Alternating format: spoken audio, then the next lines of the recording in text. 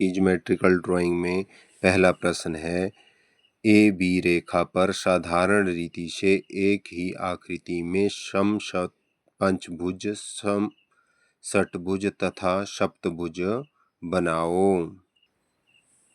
सबसे पहले हमने ए बी रेखा लेनी है स्केल की सहायता से।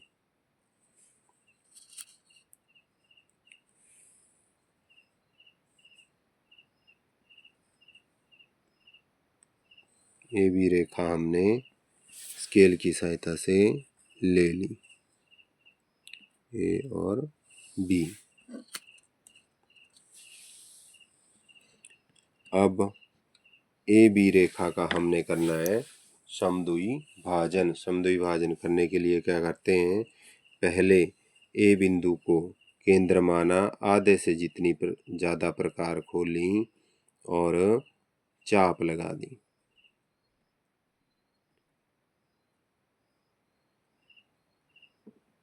दानेदार चाप लगा दी।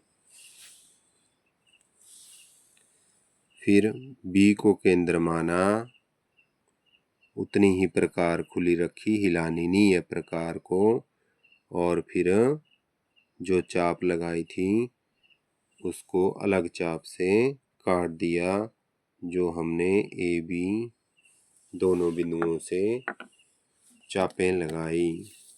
जहाँ पर ये बिंदु आ रहे हैं, इन दोनों बिंदुओं को आपस में मिलाना है। एक बिंदु ये आया, एक बिंदु ये आया, इनको आपस में मिलाना है, तो रेखा का समद्विभाजन हो गया।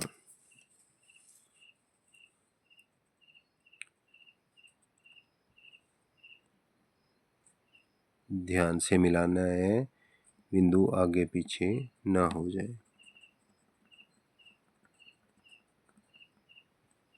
ये समद्विभाजन वाली रेखा आ गई।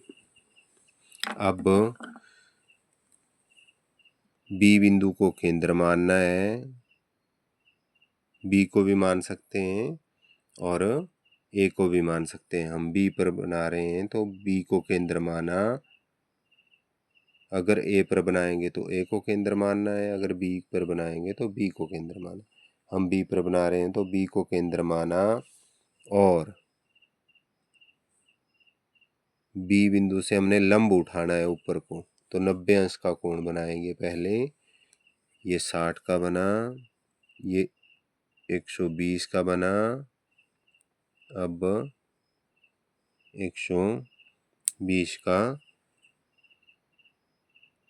और 60 के बीच का आधा कर दिया, तो ये यहाँ पर जहाँ पर ये बिंदु आ रहा है, ये बिंदु जहाँ आ रहा है, दोनों चापें मिल रही हैं, इसको आपस में ऊपर को लंब उठाना है दानेदार रचनाकार रेखा में। अब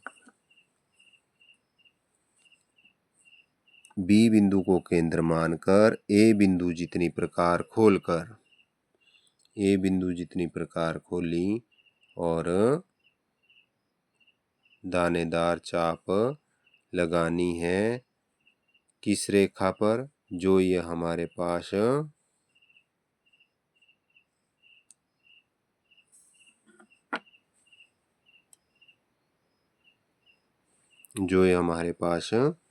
ऊपर चाप आ गई।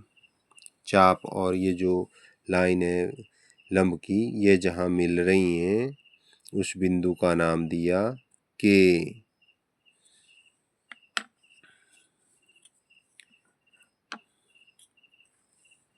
अब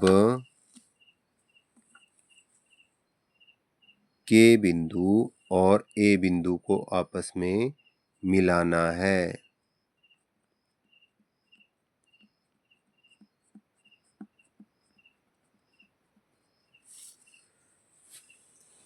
आपस में मिला दिया।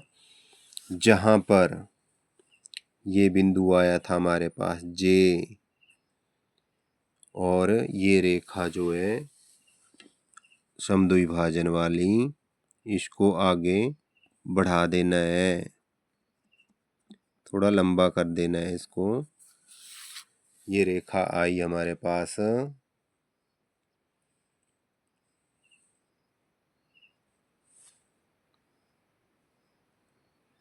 आर, ये रेखा आई आर। जे आर को जहां ए के रेखा काट रही है, ये बिंदु आया हमारे पास 4, और ये बिंदु जहां ये चाप इसको काट रही है रेखा को, ये बिंदु आया हमारे पास 6, 6 और 4 का किया समद्विभाजन,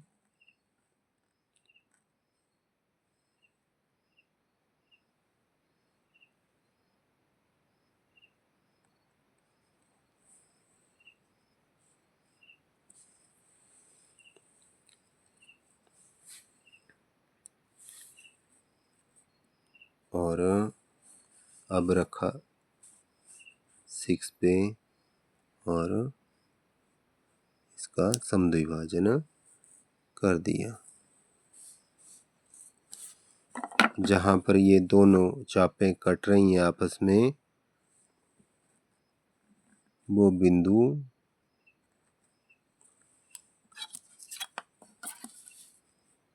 आपस में स्केल की सहायता से मिला दिए। ये इसका समद्विभाजन हो गया और ये बिंदु आया 5। कौन सा बिंदु आया ये? 5। अब हमने अगर पंचभुज बनानी है, षटभुज बनानी है और सप्तभुज बनानी है, तो 4 और 5 के बराबर प्रकार को खोला, ये दोनों बराबर हिस्से हैं, यहाँ से ये चाप लगा दी, ये 7वां, ये 8वां, अष्टभुज बन जाएगी, ये 9वां, 9 भुज बन जाएगी, ये 10वां, ये 11वां, 11वां भुज बन जाएगी, 11 भुजाओं वाली बहुभुज, ये 7, ये 8, ये 9, ये 10, ये 11। हमने कौन कौन सी बनानी है? पंचभुज पहले, फिर षटभुज, फिर सप्तभुज। तो पहले पंचभुज के लिए हमने 5 को केंद्र माना, 5 को केंद्र मानकर ए जितनी प्रकार खोलकर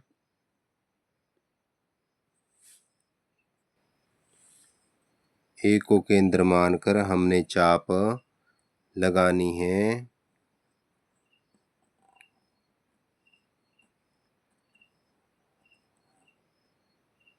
दानेदार और जो बी बिंदु तक जाएगी। फिर आगे ए बी के बराबर प्रकार खोलनी है और जो ए बी चाप हमने ये लगाई, पूरे वाली ए बी चाप जो पूरे वाली हमने लगाई, इसके 5 बराबर भाग हो जाएंगे। अब जब हमने ए बी के बराबर प्रकार खोली और यहाँ पर चाप लगाई, ये बिंदु आ गया सी। सी पर प्रकार को रखा, सी बिंदु पर प्रकार रखी और ऊपर काट दी। वैसे ही ए बिंदु से प्रकार रखी, ए को केंद्र मानकर उतनी ही खुली रखनी है ए बी के बराबर, और चाप ले ली और आगे ये बिंदु आ गया हमारे पास ई बिंदु। फिर आगे ई बिंदु को केंद्र मानकर उतनी ही प्रकार खुली रखनी है और यहाँ पर चाप लगा लेनी है। और ये जो आपस में ये बिंदु आ गया डी। कौन सा बिंदु? डी। ये बिंदु आ गया हमारे पास डी। ए और सी को मिलाए, ए और बी जब के बराबर जब ये लाइनें हैं तो ये सम पंचभुज बनेगी। तो बी बिंदु से सी बिंदु तक एक स्केल की सहायता से लाइन खींच ली और फिर सी बिंदु से डी बिंदु तक लाइन खींच ली। वैसे ही ई बिंदु से ए बिंदु तक लाइन खींच ली। वैसे ही ई बिंदु से डी बिंदु तक लाइन खींच ली। ये हमारे पास बन गई साधारण रीति से पंचभुज। अब हमने षटभुज बनानी है, तो जो 6 भुज वाला 6 नंबर वाला जो हमारे पास है बिंदु, वहाँ से हमने जैसे 5 वाला चाप लगाई ए बी तक उतनी ही लेनी है वृत्त। हमने ए जितनी प्रकार खोली और दानेदार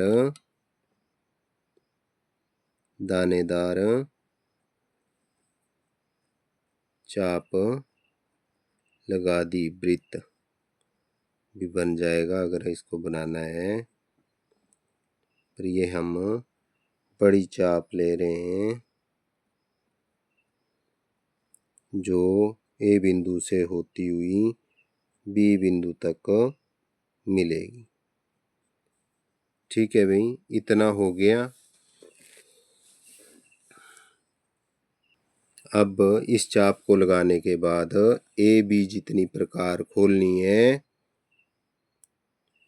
और बी बिंदु को केंद्र मानकर चाप लगा दी और वैसे ही ए बिंदु को केंद्र मानकर चाप लगा दी और वैसे ही सी बिंदु को केंद्र मानकर ऊपर चाप लगा दी। वैसे ही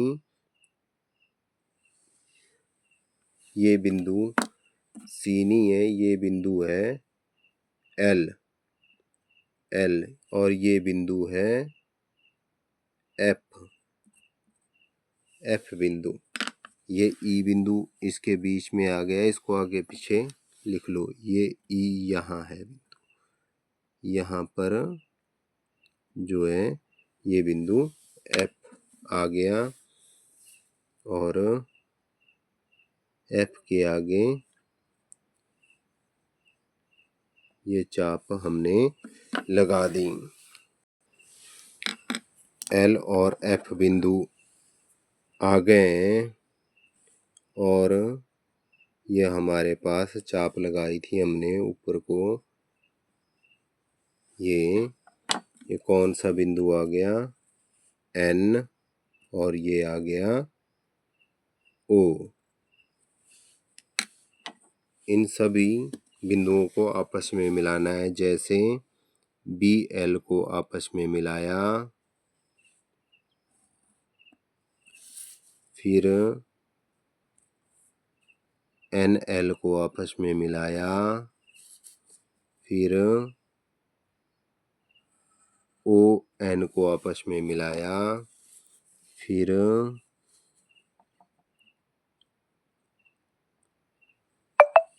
एफ ओ को आपस में मिलाया, फिर एफ ए को आपस में मिलाया और ये हमारे पास बन गई षटभुज। 6 भुजाओं वाली आकृति बहुभुज जिसको बोलते हैं हम षटभुज। अब सप्तभुज बनानी है तो इसके लिए हमने 7 को केंद्र मानना है, जो 7वां है उसको केंद्र मानना है और अर्धवृत्त लेना। अर्धवृत्त से ज़्यादा है ये, इसको चाप, बड़ी चाप है, वृत्त लेना है। 7 को केंद्र माना, ए जितनी प्रकार खोली और वृत्त लगा दिया।